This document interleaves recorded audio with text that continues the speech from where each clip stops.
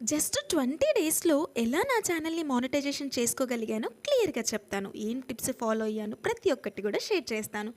కొత్తగా YouTube start చేసే వాళ్ళైనా, ఆల్రెడీ చేసిన వాళ్ళైనా, మానిటైజేషన్‌కి దగ్గరగా ఉన్న వాళ్ళైనా, ఆల్రెడీ మానిటైజేషన్‌కి అప్లై చేసిన వాళ్ళైనా ఈ వీడియోని స్కిప్ చేయకుండా చూడండి. ఎందుకు అంటే నేను కూడా ఏ టెక్ వీడియోస్ చూడకుండా యూట్యూబ్ స్టార్ట్ చేశాను. ఏ వీడియోస్ చేయాలి, ఏ కంటెంట్‌కి మంచి రీచ్ వస్తుంది, ఏ వీడియోస్ చేస్తే త్వరగా క్లిక్ అవుతాం అనే మినిమం నాలెడ్జ్ కూడా లేదు. Note this point. ఆల్రెడీ నేను 2 ఛానల్స్‌ని మానిటైజేషన్ చేసుకొని ఈ థర్డ్ ఛానల్‌ని ఓపెన్ చేశాను. ఫస్ట్ నేను వీడియోస్ పోస్ట్ చేయడం స్టార్ట్ చేసినప్పుడు వ్యూస్ అనేవి చాలా తక్కువ వచ్చేవి. 10 వ్యూస్, 20 వ్యూస్ అలా. అలా కన్సిస్టెన్సీగా పోస్ట్ చేయడం స్టార్ట్ చేసిన తర్వాత ఒక్క షార్ట్ వైరల్ అయ్యింది. అప్పటి నుండి వ్యూస్ రావడం స్టార్ట్ అయ్యాయి. ఆ షార్ట్‌కి నాకు 1.3 మిలియన్ వ్యూస్ వచ్చాయి. అసలు మానిటైజేషన్‌కి అప్లై చేసుకోవాలంటే మనకి 1000 సబ్స్క్రైబర్స్ కంపల్సరీ. నెక్స్ట్ మనకి లాస్ట్ 365 డేస్‌లో 4000 వాచ్ అవర్స్ అయినా వచ్చుండాలి. లేదా 10 మిలియన్ వ్యూస్ 3 మంత్స్‌లో అయినా ఉండాలి. ఇందులో ఏదో ఒకటైతే కంపల్సరీగా ఉండాలి. నేను కన్సిస్టెన్సీగా పోస్ట్ చేసిన 18th డేనే నాకు యూట్యూబ్ నుండి మెయిల్ వచ్చింది. You are eligible for monetisation అని. అప్పుడు నా హ్యాపీనెస్ వేరే లెవెల్‌లో ఉండే. ఎందుకంటే ఫటాఫటా వీడియోలు చేసేద్దాము, దండిగా డబ్బులు వచ్చేస్తాయి అని చాలా హ్యాపీలో ఉన్నా. ఇంకా అప్లై బటన్ వెంటనే నొక్కేసి అక్కడ ఉండే టర్మ్స్ అండ్ కండిషన్స్ మొత్తాన్ని కూడా యాక్సెప్ట్ చేసేసి యాడ్సెన్స్ని యాడ్ చేసుకొని అప్లై బటన్ మీద క్లిక్ చేశాను. తీరా చూస్తే నాకు రిజెక్ట్ అని అయితే వచ్చింది. అసలు ఎందుకు రిజెక్ట్ అయింది మన ఛానల్ అని కూడా అక్కడే మనకి క్లియర్గా మెసేజ్ అయితే పంపిస్తారు. నాకైతే రీయూస్డ్ కంటెంట్ అని వచ్చిందనమాట. వెంటనే రీయూస్డ్ కంటెంట్ని చూసిన వెంటనే మనము మన వీడియోస్ అన్నిటిని డిలీట్ చేయకుండా హడావిడిలో చాలామంది ఏం చేస్తారంటే డిలీట్ చేసేస్తారు. అలా డిలీట్ చేయకూడదు. ఎందుకంటే మనకు ఆ వీడియో డిలీట్ చేయడం వల్ల ఆ వీడియోకి వచ్చిన వ్యూస్ అన్నీ తగ్గిపోతాయి. ఆ వీడియోకి వచ్చిన వాచ్ అవర్స్ తగ్గిపోతాయి. దానివల్ల మనం మానిటైజేషన్కి ఇన్ఎలిజిబుల్ అవుతాము. మనకేమవుతుందంటే అక్కడ రిజెక్టెడ్ అనే కింద అప్పీల్ వీడియో కూడా ఉంటుంది. మనకు మన మీద 100% కాన్ఫిడెన్స్ ఉంటే, అంటే నేను నా ఓన్ కంటెంట్ తప్ప ఇంకా ఎటువంటి మ్యూజిక్ కానివ్వండి, ఎవ్వరి కంటెంట్ నేను యూజ్ చేయలేదు అని 100% కాన్ఫిడెన్స్ ఉంటే అప్పీల్ చేసుకునే వీడియోని పంపించవచ్చు అనమాట.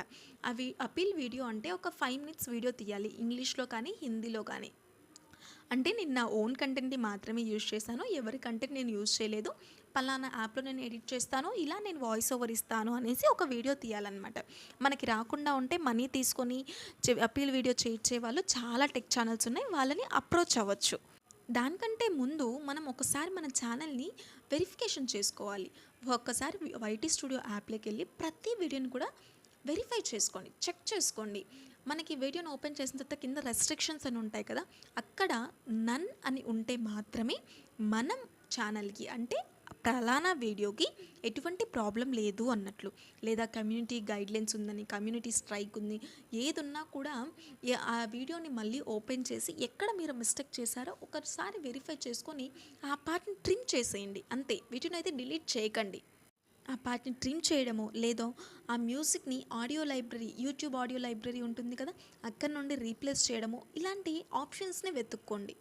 మెయిన్లీ మనకు రీయూస్డ్ అని రావడానికి రీజన్, మనము ఇన్షాట్ యాప్లో ఎడిట్ చేస్తూ ఉంటాం కదా, అక్కడ ఫ్రీ మ్యూజిక్ దొరుకుతూ ఉంటుంది. ఆ మ్యూజిక్ని యూజ్ చేయడం వల్ల, లేదా అదర్ యాప్స్లో మనకి ఆల్రెడీ ఓనర్ పర్మిషన్ ఇచ్చేశాడు, దీనికి కాపీరైట్ ఏమీ రాదు అని చెప్పి నోట్ చేసి ఉంటారు.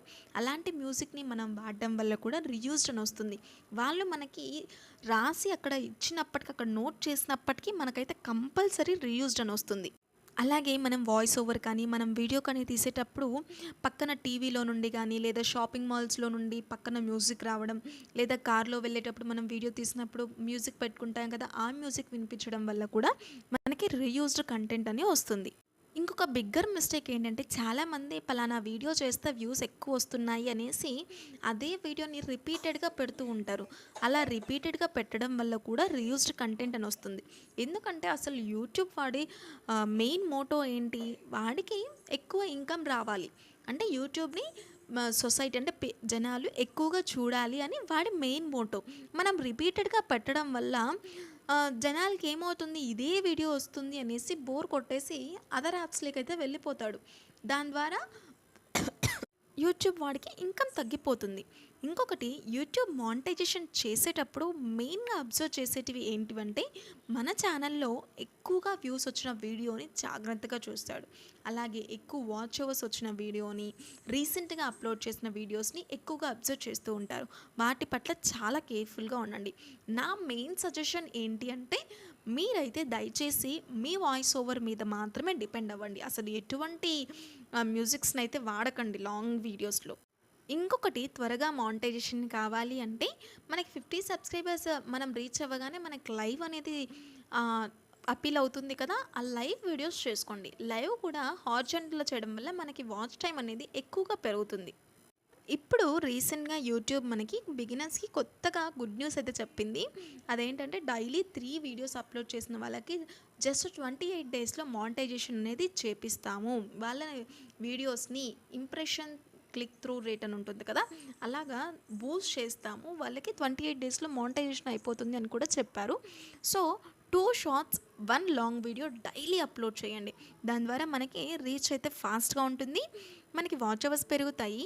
మెయిన్ ఏంటంటే షార్ట్స్ అప్‌లోడ్ చేయడం వల్ల మనకి సబ్స్క్రైబర్స్ అనేవాళ్ళు పెరుగుతారు. మనము త్వరగా మానిటైజేషన్ చేసుకోవాలి అంటే మనకి లాంగ్ వీడియోసే బెస్ట్. ఎందుకంటే మనకి షార్ట్స్‌కి 10 మిలియన్ వ్యూస్ ఎప్పుడండి వచ్చేది? మనము స్టార్టింగ్ స్టేజ్‌లో ఉన్నాం కాబట్టి 10 మిలియన్ వ్యూస్ రావడం కష్టం. అదే లాంగ్ వీడియోస్ అనుకోండి మనకి 30,000 వ్యూస్ వచ్చాయి అంటే మనమైతే క్లిక్ అయిపోతాం. మీరే కౌంట్ చేసుకోండి. 4000 అవర్స్ అంటే ఒక అవర్‌కి 60 మినిట్స్. 4000 ఇంటూ 60 ఎంత? 2,40,000 మినిట్స్. మనకి కావాల్సింది 2,40,000 మినిట్స్. 30,000 పీపుల్ మన వీడియోని చూస్తే 8 మినిట్స్. అంటే మీరు ఇక్కడ మెయిన్ గుర్తుపెట్టుకోవాల్సింది ఏంటంటే 8 మినిట్స్ నుండి 10 మినిట్స్ ఉండే వీడియోస్‌ని చేయడం చాలా బెస్ట్. 8 మినిట్స్ కనుక మీకు యావరేజ్ వ్యూ డ్యూరేషన్ వచ్చింది అంటే ఆ వీడియోకి మీకు 30,000 వ్యూస్ వస్తే మీరు మానిటైజేషన్‌కి అప్లై చేసుకోవచ్చు. సో, లాంగ్ వీడియోస్ ద్వారా మనం త్వరగా మానిటైజేషన్ అనేది వాచ్ అవర్స్ కంప్లీట్ చేసుకోవచ్చు. ఇంకొకటి కూడా రీజన్ ఉందండి రీయూజ్డ్ కంటెంట్ అని పెట్టడానికి. మనము ఏదైతే ట్రెండింగ్‌లో ఉంటుందో దాన్ని ఇన్‌స్టా నుండి, పింట్రెస్ట్ నుండి వీటి నుండి తీసుకొని మనం యూట్యూబ్‌లో పెట్టడం వల్ల కూడా మనకి రీయూజ్డ్ కంటెంట్ అని వస్తుంది. మోస్ట్ ఇంపార్టెంట్ కన్సిస్టెన్సీగా సేమ్ టైంకి అప్లోడ్ చేయండి. వైటీ స్టూడియోలో అనలిటిక్స్లోకి వెళ్తే మీ సబ్స్క్రైబర్స్ ఏ టైంలో ఫ్రీగా ఉండి మీ వీడియోస్ చూస్తున్నారో చెక్ చేసుకొని ఆ టైంలో పోస్ట్ చేయడానికి ట్రై చేయండి. ముందే స్కెడ్యూల్ చేసి పెట్టుకోండి. సో ప్లీజ్ ఈ వీడియో మీకు యూస్ఫుల్ అనిపిస్తే లైక్, షేర్ అండ్ సబ్స్క్రైబ్.